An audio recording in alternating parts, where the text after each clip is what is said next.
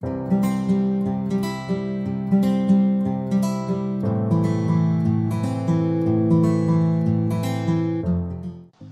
les amis, moi c'est François de Dev & Sota. Cette fois-ci nous sommes là pour continuer notre petit bout de chemin que nous avions entamé en formation en Excel. Voilà, cette fois-ci nous allons continuer. Suivez la vidéo jusqu'à la fin car vous aurez des astuces pour aller rapidement, pour maîtriser parfaitement Excel. À tout à l'heure. Bonjour les amis. Nous sommes là pour continuer notre petit bout de chemin. Et comme promis dans la précédente vidéo, nous allons continuer maintenant avec l'onglet insertion, mais cette fois-ci c'est les graphiques. Cette fois-ci nous allons étudier uniquement que les graphiques ici pour pouvoir finir l'onglet insertion. Les graphiques là, voilà, c'est quoi, comment on utilise ces graphiques. Mais nous allons faire un exemple théorique avec certaines données. Donc notre sujet maintenant que nous allons traiter, c'est un agriculteur qui veut connaître la relation entre l'engrais qu'il utilise pour sa culture et son rendement. Vous comprenez, non? Donc nous allons sans plus tarder, nous allons augmenter une feuille ici. On va mettre les diables.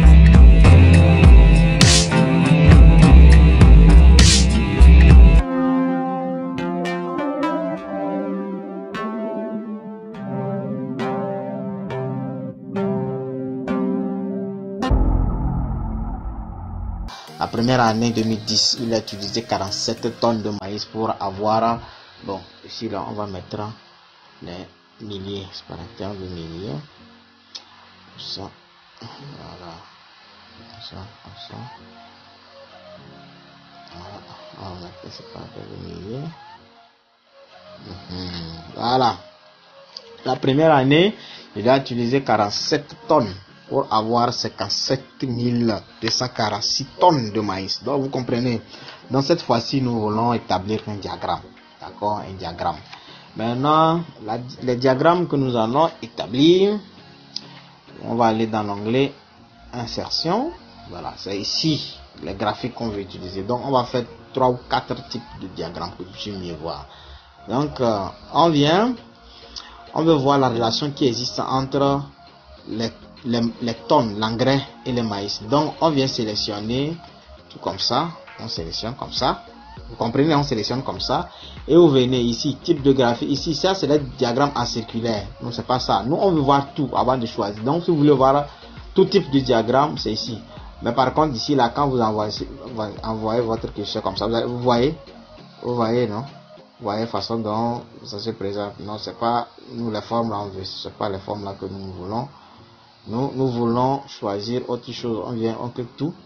Et vous voyez, ici, vous cliquez quelque part ici. Vous avez ici les histogrammes en bâton, les diagrammes bâtonnés qu'on appelle histogrammes. Hein, voilà. Maintenant, les courbes. Vous avez vu les courbes. Voilà. Ici, secteur, voilà, ici barre et ainsi de suite. Donc on commence par l'histogramme. L'histogramme, quand on clique ici, il y a ceci là qui vient, mais pas, il y a les autres caractères qui sont là. On peut prendre par exemple là, on clique sur lui pour voir l'apparence comment se présente. Soit on prend lui là, soit on prend lui là, on clique lui là aussi. Voilà, vous voyez. Donc vous avez le choix de choisir hein, tout ce que vous voulez. Hein. Vous avez le choix de choisir. Vous avez le choix. Vous avez le choix de ce que vous voulez choisir. Donc voilà. Vous voyez donc. Vous voyez. D'accord. Ici, c'est l'histogramme. Voilà. Bon, l'histogramme que nous allons prendre lui là. Lui là comme ça pour vous expliquer quelque chose. Ok. On clique OK. Voilà. On le déplace comme ça. Et maintenant, vous allez ici. Il y a des spécificités, hein, ce que vous voulez la forme là, voilà. Maintenant, l'histogramme, on l'utilise pour comment l'appelle-t-on là, un seul type de critères, hein. Mais, je sais pas, pour comparer deux choses, l'histogramme n'est pas adapté. Vous comprenez, souvent, on utilise la courbe. Après tout, déterminer la régression, la corrélation et tout ce qui va avec. Bon, nous rentrons un peu dans les statistiques. Hein. Donc, vous voyez, un peu. Voilà, c'est ça. C'est quelque chose de ça. Souvent, les histogrammes, si vous voulez utiliser les histogrammes, vous voulez voir comparer les productions des années. Si on veut comparer les productions des années, c'est là on va utiliser l'histogramme. Mais cette fois-ci, si nous voulons comparer maintenant les deux, c'est la courbe. Donc, on revient pour choisir la courbe. Donc, ce qu'on fait, lui là, on le supprime comme ça. On revient dans insertion. On prend lui là, on vient au niveau des courbes. On clique, on prend bon, lui là comme ça. On peut le prendre, lui là, ça et on clique. Voilà, d'accord. Donc c'est ça. Ici vous avez en bleu, vous avez les choses en tonnes et en comment l'appelle-t-on c'est orange mais c'est quoi là? Bon, je comprends un peu, que je confonds un peu la couleur là. Ça c'est les tonnes de maïs, c'est ça. Donc on peut toutefois aller rapidement. Hein. Vous pouvez quelque part, vous pouvez agrandir votre image, votre chose là. Je me vois. Quelque part ici comme ça. Et que vous allez choisir ce que vous voulez. Là, nous allons vraiment. Vous avez vu, non? Vous avez vu quelque chose comme ça. Vous pouvez décider de prendre lui là comme ça. On prend lui là pour mieux voir les choses. Et maintenant, vous voyez que si ça ne ressemble pas à une courbe, donc on peut toutefois arranger ça, lisser. On clique sur lui là. Je crois vous venez quelque part ici, vous cliquez la courbe, la tendance. Vous voyez, la tendance, cliquez, tendance, qui vous voyez, elle doit être linéaire, exponentielle et tout ce que vous voulez. Bon, par défaut, on laisse ça linéaire.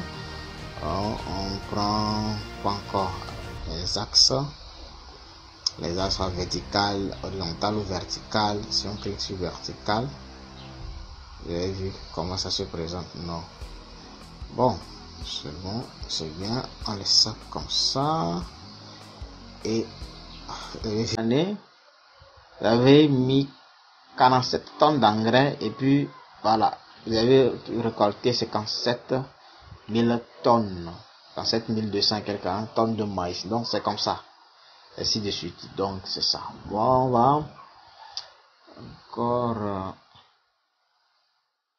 Je crois qu'on l'a. Je l'ai mis quelque part, quoi. Mis quelque part. Voilà, titre des axes, hein. Vous pouvez toutefois mettre les titres des axes. Donc, quand vous cliquez, c'est à vous, quoi. Vous cliquez, vous mettez ce que vous voulez, quoi. Ce que vous voulez voir. Voilà, les données que vous voulez, vous allez les manipuler, ainsi de suite. Donc, c'est comme ça. C'est comme ça. Voilà. Oui, c'est comme ça. Donc, on vient qu'il a la courbe de tendance, on l'a déjà étiqueté. Maintenant, on a déjà lissé. Le lissage ici. Position des étiquettes en haut, en bas. Bon, c'est bien comme ça, c'est bon. Bon, c'est bon. C'est bien. Je crois que c'est bon, hein. Donc, cette fois-ci, nous allons finir avec ici. Et pour continuer notre chose avec les diagrammes, voilà. Donc, ici, afficher le coefficient de corrélation. Voilà. On coche. Et maintenant, ici, là, vous voyez, c'est linéaire, pas de fois. Vous décidez, hein, la tendance que vous voulez prendre, exponentielle, linéaire, logarithmique, tout ce que vous voulez. Donc, nous, c'est bien, nous, on a coché là, le coefficient. Vous allez voir le coefficient là tout à l'heure. Voilà. Vous voyez, c'est le coefficient de corrélation. Là, qui est apparu quelque part ici. On peut envoyer par ici. Vous avez vu? Donc, ce coefficient de corrélation vous permet maintenant d'expliquer la relation entre cette donnée-là et ces autres données. Donc, est-ce que vous allez comprendre, est-ce que le gars, en réalité, est-ce qu'il a besoin, hein, il a besoin d'engrais. Vous allez voir ici, hein, son sentier, s'il n'y a pas une forte corrélation entre l'engrais et le résultat. Donc, cela voudrait dire que l'engrais n'a pas fortement d'impact sur ces résultats. Donc, ça veut dire qu'il faut chercher, hein, sa réussite dépend d'autres facteurs. Donc là, ça me permet de chercher les autres facteurs. Donc, c'est comme ça, hein, c'est comme ça. Donc, d'un point de vue interprétation, c'est comme ça on peut interpréter. On peut toutefois maintenant essayer de comprendre l'évolution et la part de chaque année dans la production. Donc, on peut toutefois prendre l'année. On prend l'année pour sélectionner, on peut comme ça, on sélectionne comme ça et on clique sur la touche Shift enfoncée. C'est bon, la touche Shift enfoncée, on vient cliquer quelque part ici comme ça et on clique, autant pour moi, ce n'est pas Shift, ce que vous sélectionnez comme ça, vous cliquez sur la touche contrôle enfoncée, c'est bon, la touche contrôle enfoncée, c'est cette fois-ci, vous maintenez la touche contrôle enfoncée, vous cliquez, un seul clic sur l'entête là, comme ça, et maintenant vous venez cliquer sur la touche Shift et vous cliquez sur la flèche qui descend vers le bas là, vous sélectionnez, c'est comme ça on fait des sélections séparées. Donc on revient dans notre insertion. Maintenant cette fois-ci nous voulons voir la part des choses. Donc nous allons prendre le diagramme en secteur. On prend lui là et on vient ici choisir ce que nous voulons. On peut choisir de prendre lui là. Voilà. Vous voyez? Vous voyez la manière dont les choses se présentent, non? Voilà. On peut ramener lui là quelque part ici comme ça. Voilà. On peut tout voir. Bon, comme lui là, on a déjà travaillé avec lui là, c'est lui on va déplacer. Et lui là, on le ramène quelque part comme ça pour mieux voir les données qu'on manipule. Voilà, on peut l'agrandir. Donc, même chose, on vient, on clique quelque part ici comme ça. Vous avez vu les légendes, étiquettes, tout ceci là, ce qui va avec. Vous pouvez toutefois modifier ce que vous voulez. Hein. Donc, moi je viens, je clique sur les choses, je fais clic droit. Voilà, les données. Ici, je viens, j'augmente les choses que je veux augmenter. Voilà, même chose, c'est comme ça avec les autres là aussi. Ok, on vient. Bon, étiquette, on clique ici, centrer, supposer. On peut toutefois, vous avez vu les étiquettes, si on a mis celle dessus, ici, autre position. C'est vous qui décidez. C'est vous qui décidez de faire ce que vous voulez. Les données ici centré en bordure, bord intérieur, bord extérieur. Voilà, bord intérieur, bord extérieur, ajusté. Voilà, ce que vous voulez. La légende, on met la légende. Voilà, les légendes. Cliquez ici, vous allez voir en haut, à droite, tout ça là. Les légendes en haut, vous avez vu non? À gauche, en bas, on laisse ça en bas, on laisse la légende en bas. Voilà, ici, si on clique sur celui-là, et vu ça, c'est des sélections, vous voulez prendre. Donc, vous pouvez toutefois manipuler ici, si ça ne vous intéresse pas, vous pouvez toutefois revenir ici, choisir ce qui vous plaît, hein, ce que vous aimez, ce que vous voulez prendre. Voilà, on prend lui-là, comme ça. Voilà, là il est plus adapté. On peut toutefois ramener ceux-là à l'extérieur, hein. Toutefois les ramener à l'extérieur comme vous voulez, c'est vous qui décidez. C'est vous qui décidez. Donc c'est ça, c'est à peu près ça. Donc ça veut dire que l'année 2010, ouais, 2010 représente 9% de la production totale. Comprenez, non? 2010, 2000, voilà, ainsi de suite, hein, ainsi de suite. Ainsi de suite. Donc c'est comme ça, c'est comme ça, c'est comme ça. Fois ici en forme de données, voilà les valeurs, voilà, vous avez vu, on clique quelque part ici comme ça, on va ajuster bord extérieur, on met ça en extérieur, voilà, comme ça le nombre en série, c'est bon comme ça, afficher les étiquettes, c'est bon, on clique comme ça. Et maintenant, on vient les ajuster comme nous voulons. On va les ajuster comme nous voulons. Comme nous voulons.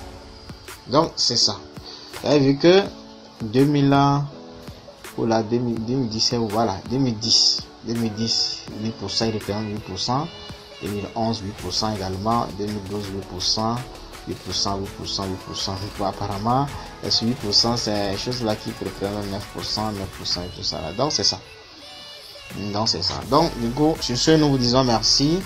Et vous qui aimeriez mieux comprendre les choses, hein, vous pouvez toutefois nous écrire dans les commentaires, soit à travers nos coordonnées. Sur ce, nous vous disons merci. Vous qui n'êtes pas encore abonné, abonnez-vous. Nous vous disons merci et à la prochaine.